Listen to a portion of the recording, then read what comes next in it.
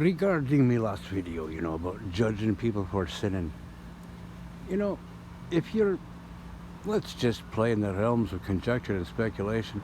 5 months ago, I had four neurosurgeons, man, totally say the word right, dude. Sorry, but they're telling me I needed open heart surgery right away. I was a ticking time bomb. And I said no. Each one came to approach me differently, convinced that I should, trying to convince me I should have this open heart surgery. Well, I tell you right now, aside to not, I don't think I'd be sitting here jollying around, kicking the trees, branches, walking out late at night, going for mile walks, you know, for the last 5 months, if I had gotten that open heart surgery. So maybe they meant well, but four of them coming at me made me realize when I go to a restaurant, they'll put breadcrumbs on a salad and charge me an extra $4 for it. The chef's got to do what he's got to do, the restaurant itself, the business. So let's just say there are doctors out there who are more inclined to not really care if you need the operation or not, but are looking at your medical plan to see what they can take and make off you. Hush, hush, hush, hush. Oh, it's a fact, Jack. Apparently, it's been going on for quite a while. Look at those clouds right there. I see a lot of little tops on top. Make me wonder what I'm looking at right here. Let's see. So my point is, I had one doctor telling me, I said, I just did some research, the last one, and I won't say the hospital because I know most of them mean well and they do well.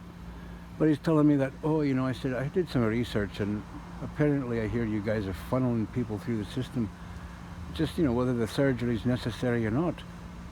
You guys must be making a lot of money. And the guy said to me, we don't make money here at the hospital.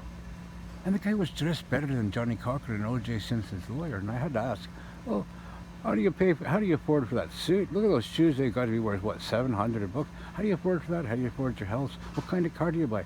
And he was avoiding every question. I said, don't tell me you don't make money. You wouldn't be in a profession for it. And I'm just another $45,000 check to you. So if this does happen, I'm not saying it does, this is in a realm of conjecture and speculation, that doctors might be looking at you more for what your medical plan can make them than your actual health or any discomfort or to any surgery they send you to. So if that's correct, then they are sinners in themselves. But then, you think about it, doctors wouldn't survive without sick people, injuries going on, police, judges, bailiffs, lawyers. It had no job if there wasn't consistent flow of crime and criminals and crime victims. Think about it deeply. So who's really sinning? If these highly elite themselves are just, great credentials and stuff, just preying upon the public with lesser educations, for what? To feed their families, their fuel for their car, their houses. And those fancy clothes they got, it's great. Live in those great houses, which to me is a lot of work if you ask me. Cleaning up and stuff. So you can't be judging anyone, and you want to go walking around saying this poor junkie, what a sinner he is. He's sinning, look at the junkie. But the junkie's been set up into a system where, your family's too poor, you can't go to college, you can't even finish high school, And then when you collapse under the strain because you're just too young to be out there working like most, it doesn't matter, you just collapse, stress, etc. The pressure of your cost of living, how do you pay off a $3,000 a month rent when you're only making so much an hour, So that cracks these poor individuals and they become these addicts. They just become the people will do what they necessarily would never do when faced with extreme stress or duress, their behavior is totally changed.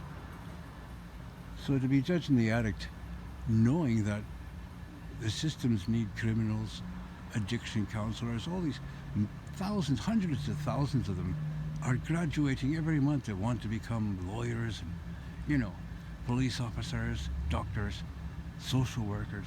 But without caseloads, they're shite just up the creek without a paddle.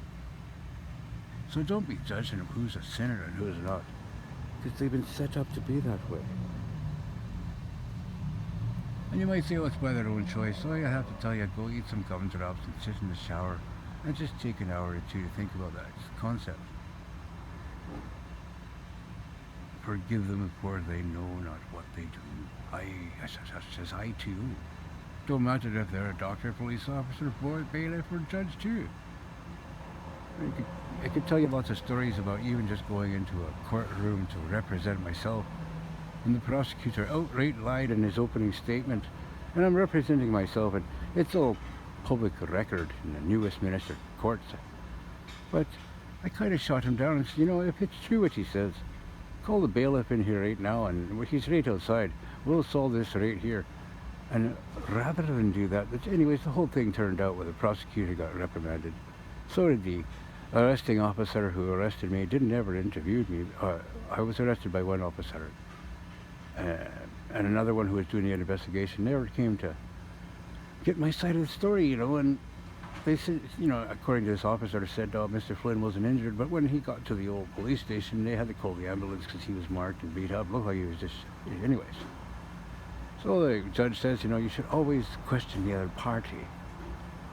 So we got a prosecutor lying, gets shut down. It's just what it takes. A young man like this with the limited education he's got to come in here and just, embarrass the courts where we've got one guy outright lying and another officer just never interviewed the other party. Yes, innocence. No hatred at all. But without the flow.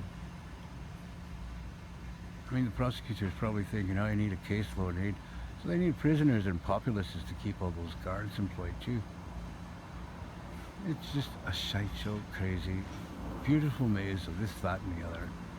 To which I never want to come back to. No, I'm loving it here one time only, but it's like that movie you've seen once, it's like, that's enough of me. So, try not to judge or, just see them as the children and being manipulated by the system that is the one down here, And if you can't, try picturing how it would be to be a young woman who has a baby with a man she feels she loves, because she's trying to escape the hardships and poverty at home. Then she gets, pregnant with a guy, with the guy's child. And then he goes and leaves her, and she's stuck with the child. Now, you try raising a child yourself with a poverty-stricken family. It's going to be hard on you. You're going to be faced with a lot more stress. And you might need more help and stuff. Meanwhile, you got all these people judging you way back in the old days. Look, slut, bitch. And talk about innocence. Just, they think they're doing it right and they're so holier than thou, but they're judging that which they do not know. Not even willing to just conceive the possibility to forgive them for they know not what they do. Just jump right into the accusatory pointed finger, cast the first stone, sinning pool. Which is the sinner then? The one willing to cast the stone? Or the one who knows not what they do? Hush. What a realm we live in of conjecture and speculation. But in order to be matter, something's got to be watching that matter. It would have to be energy, conscious energy. Remember the old stories of the woman my mum floating above her body? Conscious energy, knowing the doctor's names when she came down. That's a familiar story for many others too. So I'll let you go. Best of wishes of peace and prosperity from me to you and everybody you know. Cheers, over and out.